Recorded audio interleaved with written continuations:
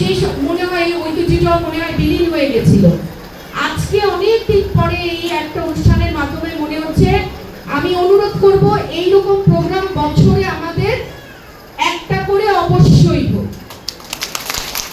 এমন যেন হয়। এরপরে আমি নিজে লজ্জিত যে আমি অনেকের নামে চিনি না, দেখি যে ছোটবেলায় মনে হচ্ছে এরকম তো হবার কথা না। ছোট্ট একটা জীবন আমাদের আত্মীয়দেরই যদি না চিনলাম তাহলে তো এই জিনিসটা বড় অন্যায় হয়।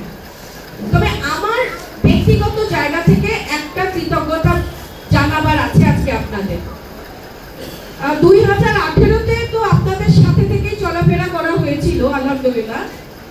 2024-এ রাতে যখন ঘরে ফিরতাম তখন তো এই যে ভাইরাল বোঝার মানে ওই মুহূর্ত বোঝার কত ভাইরাল কি, ওই মুহূর্ত তো কেউ চেক করতে চায় না, ওই মানসিকতা তখন ছিল না।